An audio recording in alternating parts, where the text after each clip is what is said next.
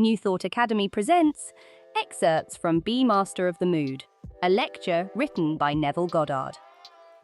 Given that we don't have the original recording of this 1964 lecture, for a bit of fun, we've reimagined and dramatized it with a bit of algorithmic fairy dust. Hope you all enjoy.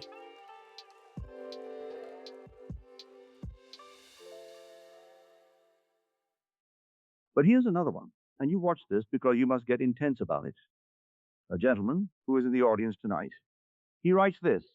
He finds, of course, he's an artist, and so maybe he has to fire his imagination with some peculiar twist, as he said, a negative twist. And so this is what he writes. This is what I do. I stand in a long line for a deposit in the bank, and I am the very last. I'm annoyed. I'm annoyed that I have to wait in this long line to make a big fat deposit. And so I get a kick out of my own annoyance, because I'm annoyed that I have a big fat check in my hand to deposit at the end of this long line. That's the twist in my mind. And so he'll go back 8 years. He was new to TV 8 years ago. And so one day he discovered his house needed painting, when at the moment he didn't have the funds for a real job of painting the house. And so this is what he did. I imagined the house painted. I was annoyed with the painters at the window. They could see me taking a shower.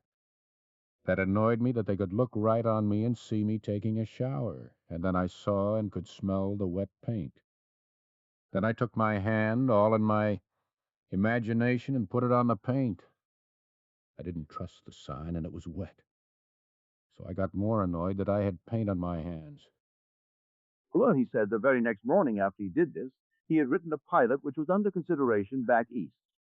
So he called his agent, and he asked the agent if he had any news about the pilot. No, but I was just about to call you. He just called me and asked me if you would take $21,000 cash for your residuals. Well, he said at the moment he didn't know he had residuals. He was so new in the business he didn't realize he had residuals coming from things already shot. But this man appeared, bought out his partner. He is a producer, undoubtedly. He bought out his partner and was trying to buy out everyone connected with this series and hold it all for himself, and was trying to get it for 50 cents on the dollar. So his agent said to him, Knowing this man's attitude towards money and how he operates, I'm going to suggest that you take this $21,000 and just run like a thief. Just take it. Take the $21,000. So he said he did. And to his knowledge, he doesn't think anyone else in the series ever received anything from their residuals. But he said he was so new in the business he didn't realize he had residuals. So the house was painted. So he annoys himself. If you want to, get annoyed. If it will make you annoyed to put your hand on wet paint when you can't afford the paint, but if you put your hand on wet paint, the paint must be there. And if you're going to get annoyed because you have a long line waiting for a deposit of a big fat check, well then, if that will do it, intensifying your imagination, then do it. For the thing is to get your imagination worked to the point where it becomes real to you. But he did it, and he made it real. He used his sense of sight. He could see the man watching him while he was taking a shower. He could smell the paint. That's another sense. He could feel the wet paint. That's another sense. And with his very annoyance, he took these senses and raised them to the nth degree. And then it worked, and worked quickly. So in 24 hours, there was 21,000 cash waiting for him, which he took. Now, this is a cute one. I hope she's here tonight. But she said she's a grandmother, and last fall she made arrangements to go to the South Pacific and to the Orient. So she said to her little granddaughter, 2 years old. What would you like Nanny to send you? So the child discussed it with her mother, and together they came up with this request. A kangaroo, but a stuffed kangaroo. All right, a stuffed kangaroo. So when she got to Australia, she looked at all the toys, and she didn't like the kangaroos, so she sent her a little polar bear. She wrote the mother what she had done. So when the mother read the letter to the little child, only 2 years old, the child said, I don't want a bear. I want a kangaroo. In the meanwhile, she had been talking all the time about her little kangaroo. She told her mother, her friends, anyone who would listen to her, only about the kangaroo. So when this lady came back, she heard anew that her granddaughter was greatly disappointed in this little bear. In fact, the child wouldn't want it, really. But the bear hadn't yet arrived. 2 weeks later, the bear came, and the little girl didn't want it. She would have not a thing to do with it. And 48 hours later, a package addressed to this little girl arrived. It was a stuffed kangaroo. And the little girl said, I need that Nanny bought me a kangaroo. the grandmother said to me in her letter. I never did. I never bought a kangaroo for her. I only bought and paid for one thing, and that was the little bear. Now, while I was gone, she, in her imagination, only accepted the kangaroo. So 6,000 miles away, some stock clerk is trying to explain the loss of a kangaroo, and the culprit is a little 2-year-old girl right here in the city. And so these are the stories that came in the week's mail. All sheer fantasy, all based upon this conscious use of one's imagination to create reality. But we are the operant power. It doesn't operate itself. When you know what to do, well, then you do it. But here, on this mastery of moods, it is so important that you actually observe yours and use anything to get out of a bad mood, but anything at all. If you want to use an irritation, like you're in a long line waiting to put in a huge big check, use it as an irritant, if that is going to get you out of the mood of want into the mood of affluence. Because if you can deposit a huge big check and annoyance goes with it, just be annoyed. Not a thing wrong with that. And so you want to have it painted and you can't afford it. And then you put your hands on wet paint and you get annoyed. Then put your hand mentally on wet paint and get annoyed. And so he has that quirk. And so he's creative, and yet maybe he needs that peculiar quirk of negation to spur his imagination to create. Maybe he does.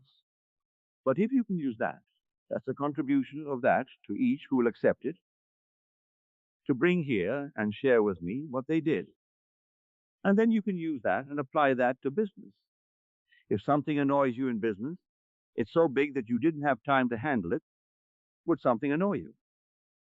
If the oil for the vessels that you could fill, well, then get annoyed. It's far better that way than not have any oil. And so you take this and apply it wisely. It's a simple, simple technique. But I tell you the story of the lady who sits for 1 week and bathes herself emotionally with the feeling that she had security. But I have security. And she feels the way she would feel after she has confirmation of what the feeling is implying. Then one day, after her 6 days of vigilance, she gets confirmation. She receives now $540 from this fixed annuity and then her Social Security, for she's entitled to it.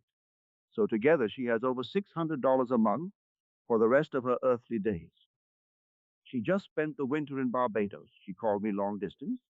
She called me this past week to bring me news of the family in Barbados.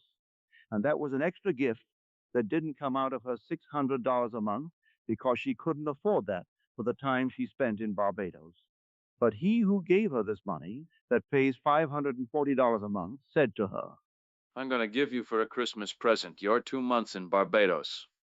That would mean I'm going to pay all expenses, including your hotel and your transportation. so that was additional. She has accepted that way of living now. And this lady before this never earned more than $75 a week at any time in her life. Now that was a mood. That was a controlled mood. She was simply a receptionist in a beauty parlor.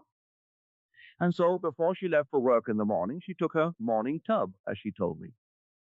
And while seated there, she would feel the way she would expect to feel after she had confirmation that she had financial security. She bathed in it, as it were. Then on Saturday night of that very week, she was informed by this man. He did not entertain this thought until Wednesday of that week. She started on Monday morning. And this man had said to her all through the years that he knew her, I will never give you a nickel. So don't look forward to any money from me. they were friendly, they were friends, but he always said to her, We have had fun together. I've paid for all the expenses in this world, like the theater and all these things. That's all you're getting from my world. and she believed it. until I said to her the previous week, "Don't you read my books?" Go back and read the story of a lady in the book called The Law and the Promise. Turn to the chapter called Moods. That lady was just about your age. She is 56, and you tell me sometimes you're 55, the next time you're 65, I don't know. So I would say you're both the same age. So you go back and read that book. But if you don't have time to read it, let me tell you what she did. So I told her exactly what the lady did. This is now on a weekend. The following Monday morning, she began to put it into practice. So I made it very, very clear to her. You are the operant power. Knowing what to do and doing it are two entirely different things. So she did it religiously for 5 mornings. On Saturday night, he said to her, I don't feel like going out to dinner tonight. Suppose we have dinner sent upstairs. and so they had dinner sent upstairs. And then he told her, I took one look at you Wednesday night and I said to myself, it's later than you think. So the very next day, he went down to his factory in Pennsylvania, called in his legal department, and said to them, I don't want any ifs, ands, or buts. I don't care what it cost. I want $540 a month paid to this lady, and I want it now. I don't want it next year. I want it to start immediately. So he figured out all that it would cost after the lump sum of money.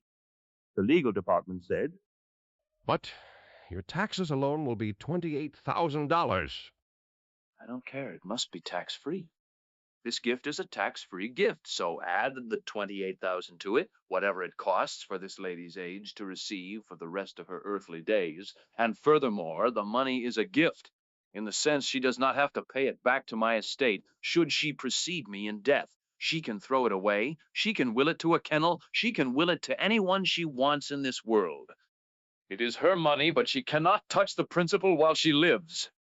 I put that proviso only to protect her, because I know when someone has that sort of principle, someone will know of it and then get it from her. So that is one proviso. She cannot dispose of principle while she lives, but she can give it away or tear it up in a will of hers when she's gone from this world. and so he paid the $28,000 extra to make it a tax-free gift. That's a mood. If you haven't read that chapter, it's the chapter called Moods in the Law and the Promise. You catch a mood, and what would the feeling be like were it true? Well, then ask yourself the question, suppose I had so-and-so, well, what would the feeling be like if it were true? Then you catch the feeling and you put on that feeling as you would wear a suit of clothes. You know, if you really put on a new hat for the first time, you think nobody knows it's new, but you think that everyone knows it and you feel uncomfortable in that hat until you wear it. Well, the feeling of affluence when you don't know what it is so new that you feel just as uncomfortable in that feeling as you do with a new suit on. You walk down the street and a man buys a new suit for the first time. He has to walk around in it for a little while, and he actually has the mood that everyone knows is new.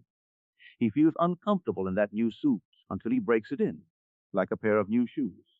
Nobody really knows or cares if you have a new suit, but you care and you know, and you wear it until it seems natural. Well, you wear a mood until it seems natural, and when it seems natural, it has taken root, and it will grow and bear fruit in your world. So these are the moods. You can make a mood very natural in a little while, but you must wear it.